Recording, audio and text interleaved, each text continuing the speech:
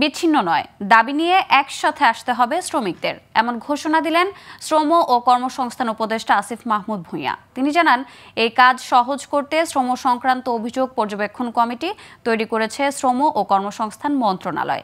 এই কমিটি মাঠ পর্যায়ে হালনাগাদ তথ্য সংগ্রহ করে সংকটের দ্রুত সমাধান করবে।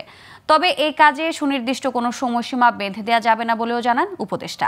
বিস্তারিত মোহাম্মদ নুরুন নবীর প্রতিবেদনে। অন্তর্বর্তী সরকার দায়িত্ব নেবার পর থেকেই বিভিন্ন সংকট নিয়ে সোচ্চার হয়ে ওঠে শ্রমিকরা। এর মধ্যে সবচেয়ে বেশি অস্থিরতা সৃষ্টি হয় তৈরি পোশাক খাতে। পর্যালোচনায় এ পর্যন্ত তৈরি পোশাক খাতে অস্থিরতায় অভিযোগ সামনে এসেছে 25টি। সংকট নিয়ে মালিক শ্রমিক সহ সব পক্ষের অংশীজনের সাথে বৈঠক করেছে শ্রম মন্ত্রণালয়। সর্বশেষ উপদেষ্টা পরিষদের বৈঠকেও কিছু সিদ্ধান্ত হয়েছে। বুধবার এই সংবাদ সম্মেলনে শ্রম ও কর্মসংস্থান উপদেষ্টা জানালেন, আইন শৃঙ্খলা ঠিক রাখাই বড় বিষয়। বিদেশি ক্রেতাদের কাছে যাতে ভুল বার্তা না যায় সে উদ্যোগই নেওয়া হচ্ছে। 25 দফা পেয়েছি এবং এর বাইরেও আরও অনেক আছে।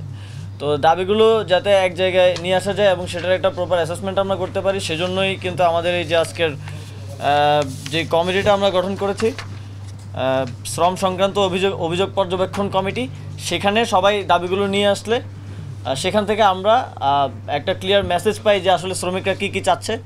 তার মতে এসব আন্দোলন সারা দেশে নয়, সুনির্দিষ্ট কিছু এলাকায় হচ্ছে। তাই দু একটি প্রতিষ্ঠানের কারণে সবার দুর্নাম মেনে নেওয়া হবে না। পাশাপাশি বকেয়া বেতন সমস্যার সমাধানের উপর জোর দেন তিনি। শ্রম সংশ্লিষ্ট না, ইন্ডাস্ট্রি সংশ্লিষ্ট না, এরকম যারা অনুপ্রবেশ করে সমস্যা সৃষ্টির চেষ্টা করছে, সেটা ঝুট ব্যবসায়ী হোক কিংবা রাজনৈতিক সংশ্লিষ্ট হোক, তাদের ব্যাপারে সরকার কঠোর অবস্থানে থাকবে। হাসিনা সরকারের আমলে বিভিন্ন সিদ্ধান্তের উপর শ্রমিকদের আস্থা নেই। তাই শ্রমিকদের দাবি জানতে একটি রিভিউ কমিটি করা হয়েছে। 3 জন শ্রমিক প্রতিনিধি, 2 জন আইনজীবী, 1 জন অতিরিক্ত সচিবকে নিয়ে কমিটি করা হয়েছে।